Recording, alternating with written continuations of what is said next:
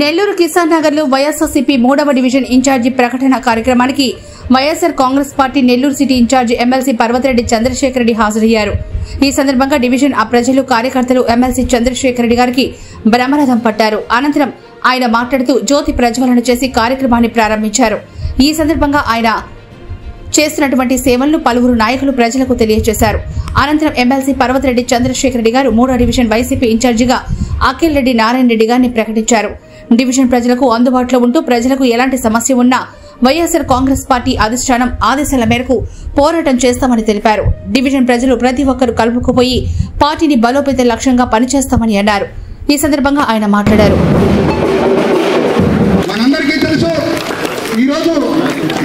అధికార పార్టీ అయినటువంటి తెలుగుదేశం ఇబ్రాహీం బాయ్ గారిని కూడా వేదిక మీదకి రావాల్సిందిగా కోరుతున్నాం. యజ్ఞాని గారిని కూడా వేదిక మీదకి రావాల్సిందిగా కోరుతున్నాం. వైఎస్ఆర్ కాంగ్రెస్ పార్టీ నగర ఇన్ఛార్జ్ మనందరి ప్రియతమ నేత ఎమ్మెల్సీ చంద్రశేఖర్ రెడ్డి గారికి ఇన్ఛార్జిగా ప్రకటించిన మొదటి రోజు నుండి ప్రతి రోజు ఆయన నూతన కార్యక్రమాలు అలాగే ఈ కుటుంబ ప్రభుత్వం అనుసరిస్తున్నటువంటి అనేక ప్రజా వ్యతిరేక విధానాలని ఆయన ప్రతి ఒక్కటి ప్రశ్నిస్తూ ముందుకెళ్లి తనదైన శైలిలో ప్రజలందరికీ కూడా అందుబాటులో ఉంటూ కష్టపడే ప్రతి ఒక్కరిని కూడా గుర్తిస్తారు.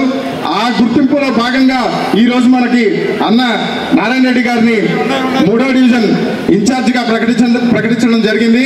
నేను మొదటి రోజు నుంచి కూడా ఫుల్ టైం గా నేను వైఎస్ఆర్సీపీ క్యాడర్కి కానీ కార్యకర్తలకు కానీ ఇంకా వేరే పని పెట్టుకోకుండా అందుబాటులో ఉండడం కానీ వారందరితో పాటు నడవడం కానీ జరుగుతూ ఉంది.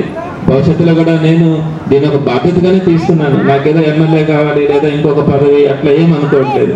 జగన్మోహన్ రెడ్డి గారిని మళ్ళా మరొకసారి ముఖ్యమంత్రిగా చేసుకోవాలి.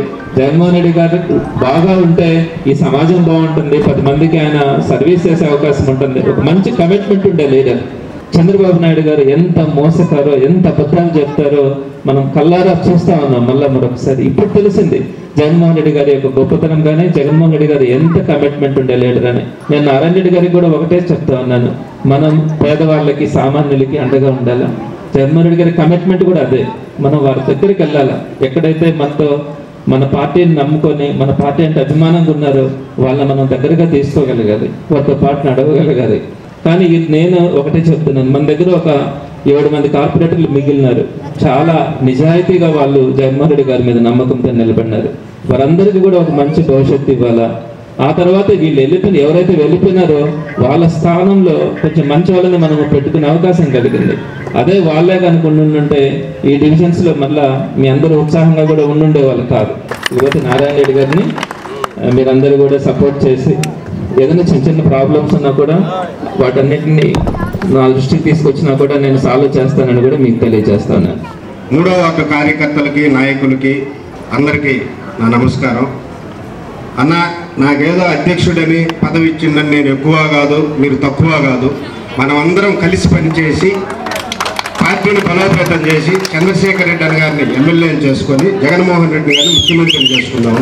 అలాగే ఒక ముఖ్యమైన విషయం, ఈరోజు ఈ ఆత్మీయ సభ ఇంత దిగ్విజయంగా జరగడానికి 3 వ్యక్తులు ఉన్నారు. రామచంద్రారెడ్డి అన్న, హరిబాబు అన్న, అలాగే మా అభిషేక్ రెడ్డి అన్న. వీళ్ళు 3 లేకుంటే ఈ సభను నేను ఇంత దిగ్విజయంగా జరపలేను.